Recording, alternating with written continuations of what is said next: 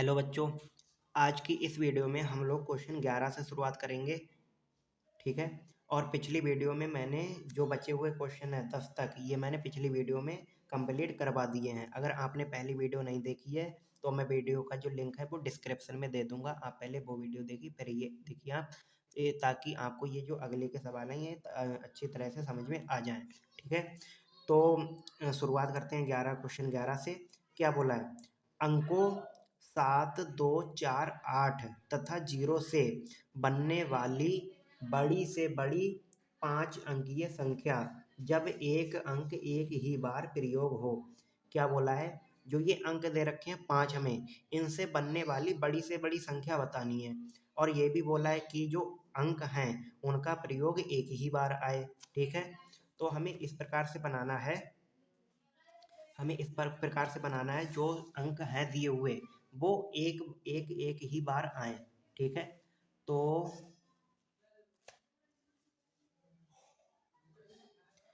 अंक कौन से दे रखे हैं? हमें अंक दे रखे हैं 7, 2, 4, 8, 0। ये हमारे पास अंक दे रखे हैं। ठीक है। और संख्या बनानी है। अब क्या बनानी है?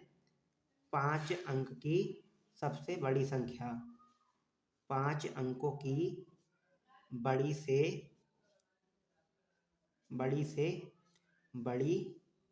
संख्या बनानी है। अब कैसे बनेगी? सबसे पहले क्या करेंगे, छोटे से छोटा, वो जब बड़ी बनानी है तो बड़े से बड़ा नंबर लिखेंगे। कौन सा है? 8 है। इसके बाद इससे छोटा कौन सा है? इससे छोटा है 7। इसके बाद में इससे छोटा है 4। इसके बाद इससे छोटा है कौन सा? 2। ये कौन सा? 2 है। इसके बाद क्या? 0 है।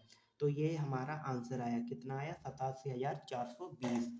तो हमें कितना आंसर मिला है? 87,420। तो हमारे पास कितना? ये ऑप्शन नंबर 3, 87,420 बिल्कुल सही आंसर है। ठीक है। तो अगला क्वेश्चन देखेंगे। अगले क्वेश्चन में क्या बोला है अब? भाई साहब, तो भाई अगला क्वेश्चन दे रखा है कि 12।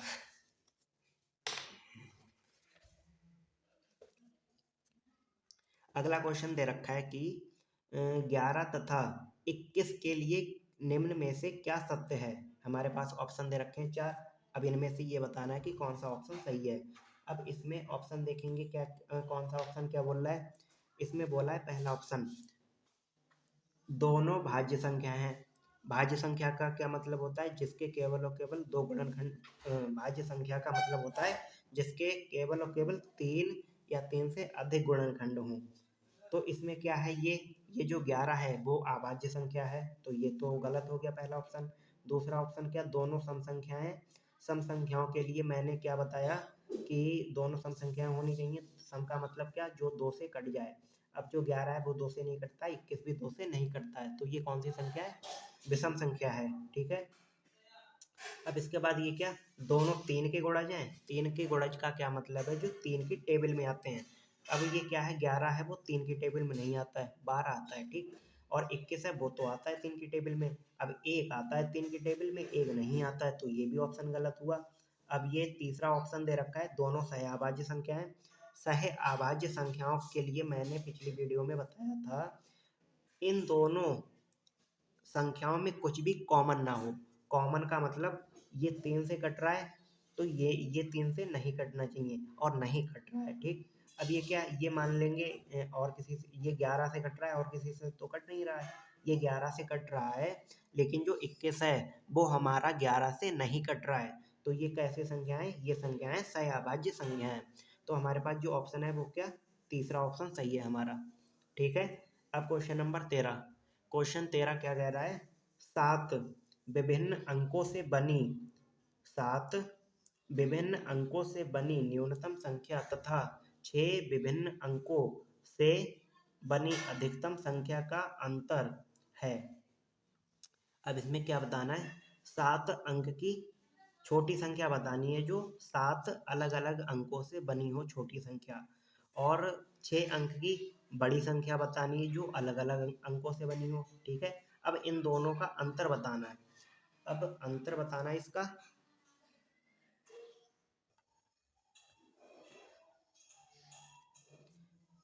तो 13वां क्वेश्चन देखेंगे अब। अब क्या करेंगे, सबसे पहले हम 7 अंक की छोटी संख्या लिखेंगे। 7 अंकीय छोटी संख्या, 7 अंकीय छोटी संख्या कौन सी होगी? सबसे पहले हम 1 लिखेंगे, इसके बाद में 0 लिखेंगे, ठीक है।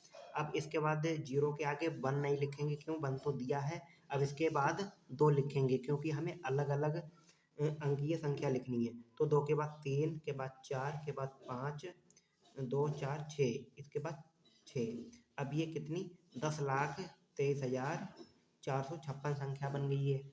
इसके बाद में 6 अंकीय संख्या लिखनी है, बड़ी से बड़ी 6 अंकीय बड़ी संख्या लिखनी है। तो ये 6 अंकीय बड़ी संख्या हो गई। इसके लिए अब क्या करेंगे, बड़ी संख्या मतलब 9 से शुरुआत करेंगे। 9 8 7 6 5 4, ये हो गई अब 6 अंक की बड़ी संख्या। अब ये कितनी है? 10 लाख है, और ये कितनी है? 9 लाख है।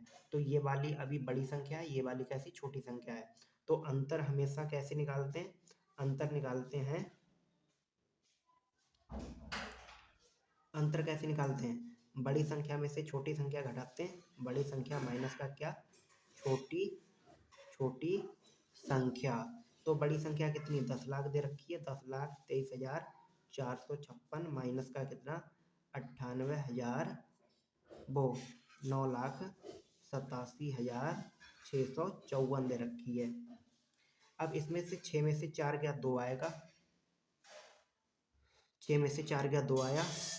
फिर यहाँ पे 5 में से 5 गया 0, 4 में से 6 गया, 14 में से 6 इधर से कैरी लेंगे तो 14 में से 6 गया कितना? 8। यहाँ पे कितना? 2 बचा।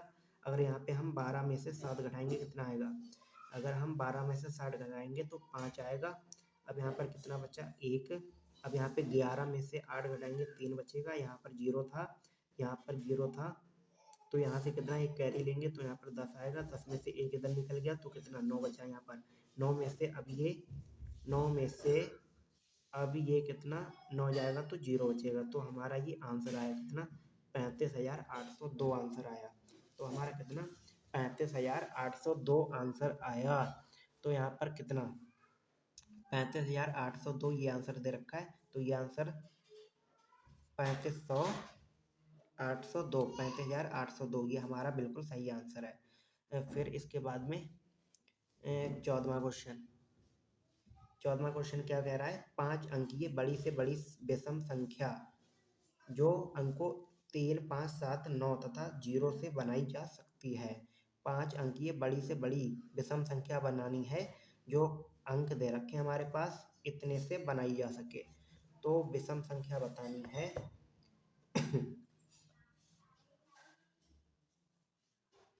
अब क्या करेंगे? विषम संख्या का मतलब क्या है? लास्ट में हमारे पास विषम नंबर होना चाहिए। अगर हमारे पास लास्ट में 2 है तो ये तो सम है, तो ये तो संख्या बनेगी नहीं।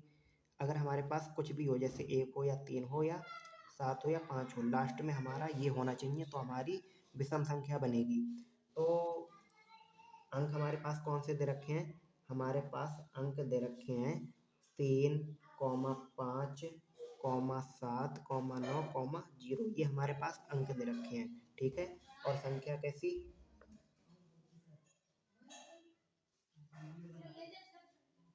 बड़ी से बड़ी संख्या बतानी है, ठीक है, विषम वाली। तो यहाँ पर बड़ी संख्या के लिए सबसे पहले 9 लिखेंगे, ठीक है। सबसे पहले 9 लिखेंगे। इसके बाद में 9 के बाद कितना लिखेंगे? 7 लिखेंगे। 7 के बाद कितना? 5 लिखेंगे। 5 के बाद क्या?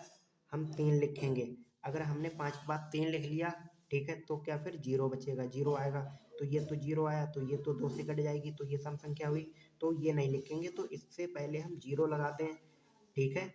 अब हम 3 लिख दें, तो ये अब 3 जो है वो लास्ट में कैसे? 3 है, तो ये विषम संख्या हुई। तो ये पूरी संख्या कैसी? विषम हुई, ठीक है। तो ये हमारा आंसर आया।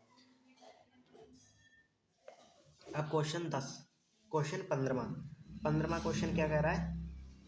5 अंकों वाली बड़ी से बड़ी तथा छोटी से छोटी संख्या जो अंकों 0 3 6 8 तथा 9 से बनती है, प्रत्येक अंक केवल एक ही बार आना है।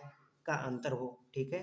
अब इसमें क्या 5 अंकों की बड़ी से बड़ी तथा छोटी से छोटी संख्या बतानी जो इतने अंक दे रखे हैं से बनाई जा सके और का अंतर हो, ठीक है। तो सबसे पहले क्या करेंगे, अब हमारे पास अंक दे रखे हैं।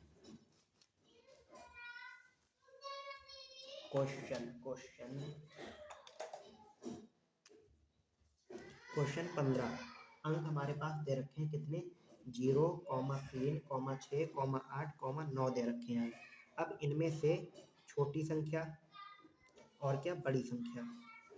छोटी संख्या कैसे, छोटी संख्या के लिए क्या सबसे छोटा नंबर कौन सा है, 3 है, फिर इसके बाद 0 लिखेंगे, फिर 6, फिर 8, फिर 9, ये क्या हमारी छोटी संख्या हुई।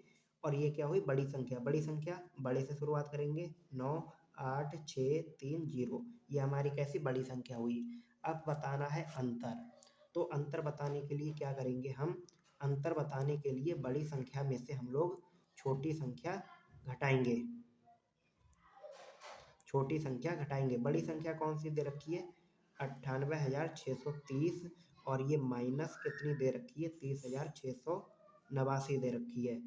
अब ये कितना, 0 में से 9 तो जाएगा नहीं, तो 10 में से 9 गया 1, यहाँ पर 2 बचा, 12 में से 8 गया 4, यहाँ पर कितना 5 बचा 5, 15 में से 6 गया कितना 9 आएगा, फिर यहाँ पर कितना 7 बचा, 7 में से ये कितना 0 गया तो 7 आएगा, 6 9 में से 3 गया तो 6 बचा, और ये कॉमा, तो ये कितना 67,941, ये हमारा आंसर आया। तो कितना, जो कहाँ 15वां क्वेश्चन कितना आया, 67,941, तो ये 67,941 ये हमारा एकदम सही आंसर है, ठीक है। तो यहाँ तक क्वेश्चन आपको अच्छी तरह से समझ में आ गए होंगे, तो मिलते हैं अगली नेक्स्ट वीडियो में। और अगर आपको समझ में नहीं आए हैं तो आप दोबारा देख सकते हैं, तो अच्छी तरह से समझ में आ जाएंगे। और बाकी के जो यहाँ से क्वेश्चन सोल्व में से अगली वीडियो में शुरुआत करेंगे, ठीक है।